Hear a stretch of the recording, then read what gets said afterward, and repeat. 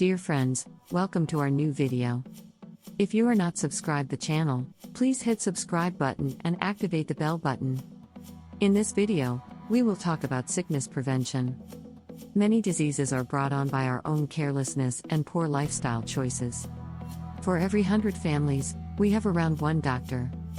Every day, there are enough sick individuals to fill a city the size of New York or the 13 states of Idaho, Nevada, Wyoming, Arizona, New Mexico, Utah, Delaware, Montana, Vermont, New Hampshire, North Dakota, and South Dakota, and Oklahoma. A thorough examination of disease and its causes reveals that at least half of all sickness in our country can be avoided via proper living. The origin of illness. Some people are so irresponsible that they make themselves ill. They weaken the body by drinking a lot of beer or wine, breathing polluted air, not exercising, or eating too quickly. When the body weakens, it is more likely to fall ill at any time. When we are sick, it is not necessarily our fault. It could be caused by other people's carelessness in allowing germs to escape from their bodies and reach us. Catching illness accounts for half of the disease in our country. That is, it is a disease that spreads from person to person and is caused by little germs or bacteria. A contagious disease is one that spreads from person to person. Sore throats, colds, diphtheria, pneumonia, typhoid fever, measles, grippe, and whooping cough are all common catching diseases. How do we contract the catching sickness? We get a disease by transferring germs from another individual into our bodies. Sick people's germs are passed on through their spit or anything else that comes from their body, not through their breath. This is why the spit from the sick room, as well as any other slops, should be burned, buried, or otherwise removed. A showman letting his lions and tigers loose amid a throng of ladies and children would be considered heinous. Someone would undoubtedly be murdered, and others would be injured. It's just as bad to let the sick germs loose by discarding their spit and slops into a stream or where flies might find them, and by soiling their feet, they leave death in their wake wherever they crawl. The way sickness germs catch us. Sickness germs have no legs and no wings, but they can easily migrate from the sick to the healthy. They are not killed when they are frozen, drowned when they float in water, or destroyed when they are dried. As a result, they are able to travel with ice, water, milk, and dust. In Buffalo, New York, 57 infants contracted scarlet fever in 1 week after drinking milk from a boy who was recovering from the disease. Sickness germs are so little that 1 million can cling to hands or clothing and go undetected. As a result, they are frequently found clinging to fingers, desks, books, and pencils, and they migrate in enormous numbers on flies' feet. The common drinking cup is the most effective means for germs to spread from one person to another. The common drinking cup serves as a germ exchange station. Thousands of children and adults with mild cases of scarlet fever, TB, or other diseases go to school or work, spreading disease germs in their spit, according to the most thorough investigations. A child rarely sips from a cup without transferring hundreds of germs to their hands. Some of these could be microorganisms that cause illness. Germs were found to be as thick as the leaves on a maple tree in June on one drinking cup used at a school. On a hot day in an Ohio school, a boy with the beginnings of measles drank from the cup, which was then used the next day by the teacher and all the other students. Measles had infected every student and teacher in less than 2 weeks. Put nothing in your mouth that has previously been in someone else's mouth. The golden rule is a piece of advice that everyone should follow. Stay away from others if you have a contagious illness like measles, chicken pox, or whooping cough. Don't disperse your spit because the germs of some diseases, such as scarlet fever and diphtheria, can live in it for months after you've recovered. When you sneeze or cough, place a handkerchief in front of your face. Hands should be washed before handling food. Sickness is carried by some animals. Malaria, yellow fever, and other diseases are transmitted by mosquitoes. Typhoid fever, grippe, diphtheria, and tuberculosis are all spread by flies. The plague and leprosy are transmitted by bedbugs and fleas. The plague is spread by rats. Diphtheria is sometimes carried by cats. Many cows have tuberculosis, and the disease's germs are occasionally found in their milk. Some children have contracted tuberculosis as a result of consuming such milk. Keeping smallpox at bay. Smallpox used to be the deadliest of all diseases. It's so contagious that it's common for 2 or 3 people in the same family to get sick at the same time. In certain cases, nearly half of a town's population would contract the disease in a single year. Over a century ago, nearly every adult had smallpox, which left little pits all over his face. Vaccination against smallpox is usually a good idea. The doctor can vaccine you by applying mild smallpox germs from a clean, healthy calf that has been vaccinated to the freshly scraped skin of your arm. Your arm will get sore in a few days, and you will be sick for approximately a week, but you will be immune to smallpox for several years. In Philadelphia, 50 nurses were vaccinated and cared for many smallpox patients, staying with them day after day, but none of the nurses contracted the disease. Everyone should be vaccinated when they are a year old, and then again when they are 10 or 12 years old. Colds. Some colds are contagious, but we usually catch them because our bodies are weak or we have been thoughtless. Remember these 6 rules if you want to avoid getting a cold. Sitting stationary in wet clothes or with wet feet is not a good idea. Sitting in a cold breeze or a cold room is not a good idea. When you're done skating, don't sit on the wet ground or on the ice to rest. After you've exercised, don't rush to cool down. Sleep in a room with plenty of natural light and plenty of windows. Take a cold bath every morning and take fresh air into the lungs several times throughout the day. Consumption or tuberculosis. This disease is so frequent and terrible in our country that 20 people die from it every hour. It's caused by small germs that become stuck in the lungs, glands, bones, or other regions of the body, where they release poison and cause tissue damage. We get these viruses into our bodies through dust or food, as well as by putting a drinking cup or other consumptive items to our lips. Germs will not flourish in a strong body in most cases, even if they have stuck there. Preventing consumption is a term used to describe the process of avoiding consumption. Living in dimly lit rooms with little fresh air, working in dusty rooms, consuming a lot of strong alcohol and cigarettes, eating bad food, sleeping poorly, ignoring a cough, and getting little or no outdoor activity all weaken the body, allowing consumption germs to thrive. Deep breathing, sitting and walking erect, living in places with sunlight, sleeping with the windows open for 8 or 9 hours every night, and eating healthy foods can all help to avoid and cure consumption. Persons suffering from this illness expel germs in their spit, which should be collected in a cup and burned. Hookworm disease is a parasitic infection spread by hookworms.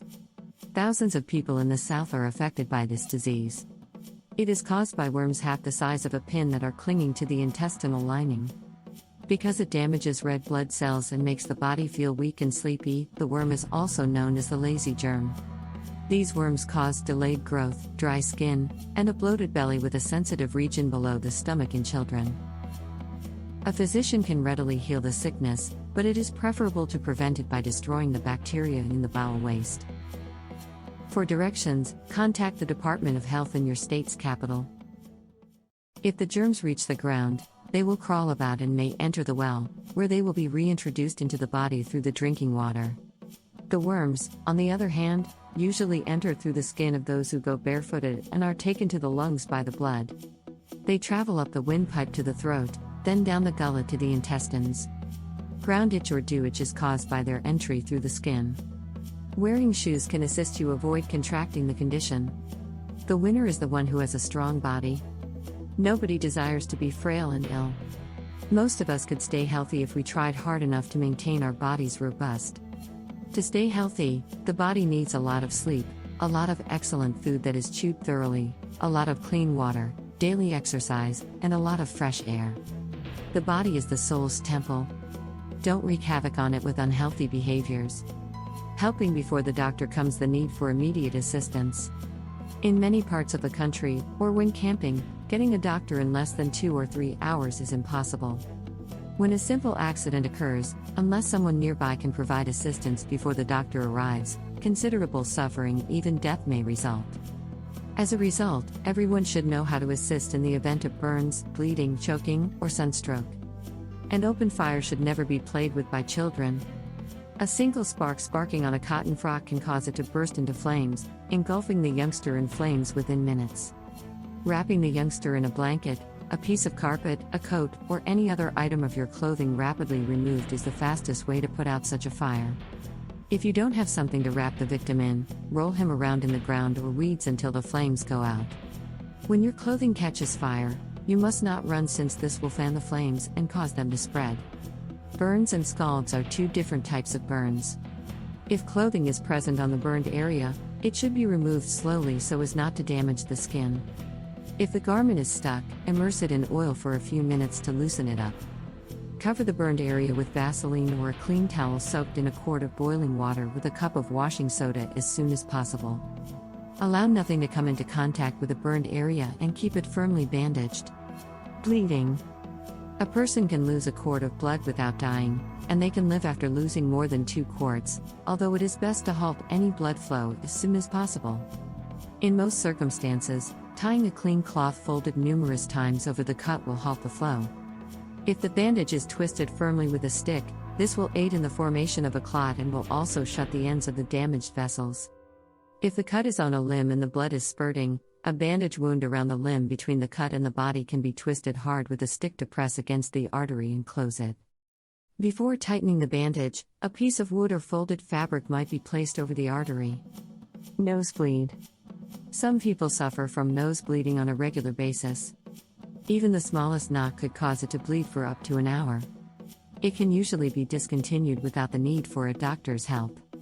To keep the blood out of your brain, sit up straight and press the middle part of your nose firmly between your fingers. Apply a cold wet towel to the back of the neck, or a lump of ice wrapped in a cloth. Apply a bag of pounded ice to the nose's root. If the bleeding does not stop after a half hour, wet a soft rag or a piece of cotton with cold tea or alum water and gently place it into the bleeding nose to shut it completely. After the bleeding has stopped, do not blow your nose for many hours to avoid restarting it. Fainting.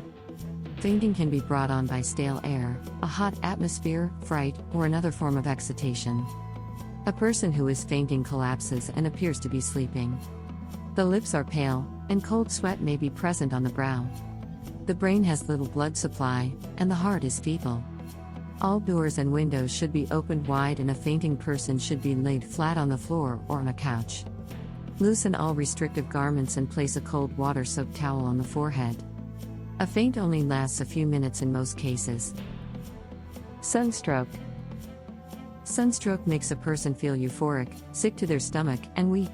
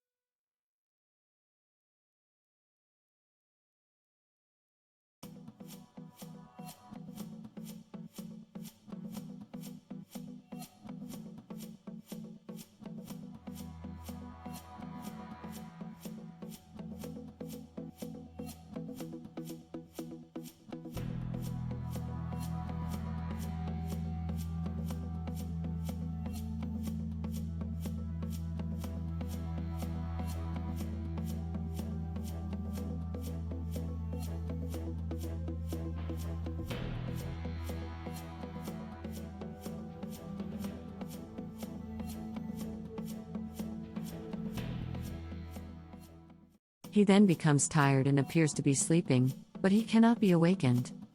Instead of being chilly and pale, like when fainting, the skin is heated and dry. the doctor should be summoned right away. Put the patient in a cool cellar or ice house, raise the head, and soak the head, neck, and back of the chest with cold water as soon as possible. Put him in a cold environment as soon as he wakes up. Frostbite. The tip of the nose, the tips of the ears, and the toes and fingers can all get frozen when exposed to extreme cold. These frozen regions will cause a lot of agony if a person enters a heated room. Rubbing the parts with snow or ice water until a tingling feeling is felt is recommended. Breaks in the skin are a common occurrence. If a little cut or tear in the skin is not properly cared for, it can grow very painful and create a lot of problems. If the wound has dirt in it, such as from a rusty nail or a dog bite, it should be pressed and cleansed with boiling water to make it completely clean. After that, it can be wrapped in a clean cloth. A small amount of turpentine placed on the wound will help eradicate the germs that are causing the soreness. A doctor should be consulted if the dog is suspected to be insane or if the wound is too deep to be easily rinsed out to the bottom. Snake bite. The scratches created by most snakes' small teeth, such as the milk snake, garter snake, and black snake, are no more harmful than a pin scratch. The upper jaw of the copperhead, southern moccasin, and rattlesnake has a pair of long teeth called fangs. These teeth have little channels that the snake uses to inject poison into the bite.